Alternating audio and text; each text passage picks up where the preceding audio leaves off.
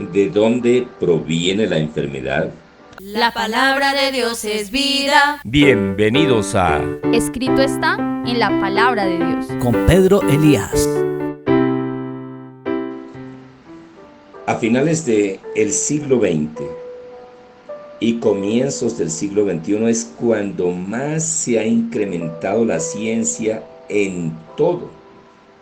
Con la creación del transistor, después el microchip, se ha incrementado como nunca el ser humano llegó a imaginar. Sin embargo,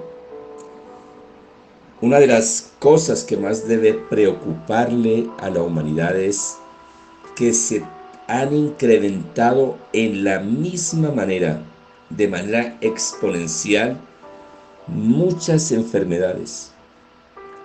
Hay varias que llaman enfermedades huérfanas y todo tipo de enfermedades. Vimos lo que ocurrió con el SARS o COVID-19, como se conoció popularmente. Y cada día salen nuevas enfermedades. Qué bueno que podamos mirar a través de la palabra de Dios, que es la constitución espiritual, no solo para el pueblo cristiano, no solo para los hijos de Dios, sino para toda la humanidad. ¿Qué dice la Biblia? ¿Dónde se origina la enfermedad? Sabemos que toda causa es efecto de lo causado. ¿Cuál es la raíz de la enfermedad? Para hablar de sanidad, por supuesto que es necesario mirar primero qué origina o qué originó la enfermedad. Y por supuesto tenemos que recurrir a lo que dice la palabra de Dios escrita.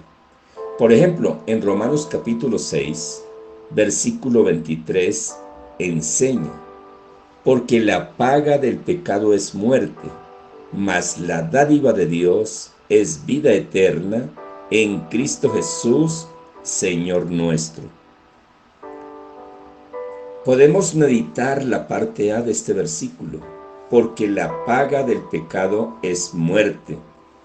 Recordemos que el Padre Celestial le dijo a Adán: puede comer de los frutos que hay acá en todo el huerto, menos de este árbol. Cuando el Padre Celestial le da esta orden a Adán, era para protegerlo.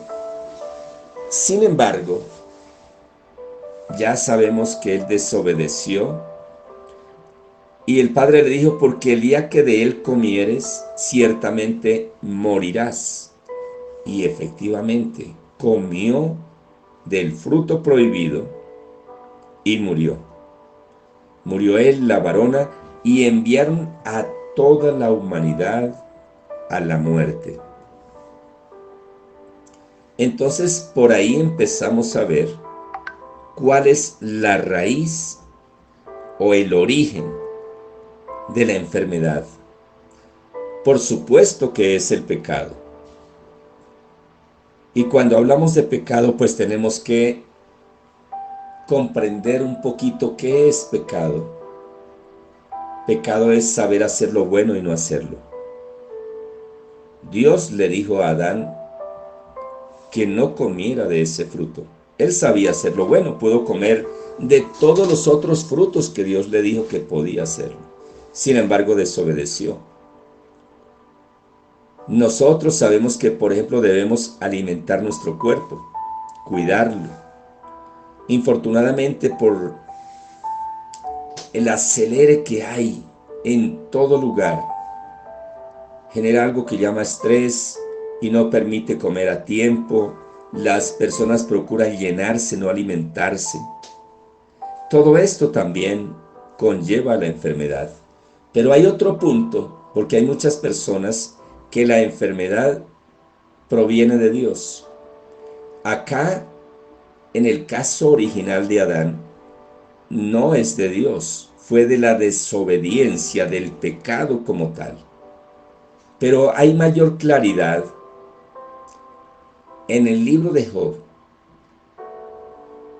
en el capítulo 2, versículos 6 y 7, dice la palabra. Y Jehová dijo a Satanás: He aquí, él está en tu mano, mas guarda su vida.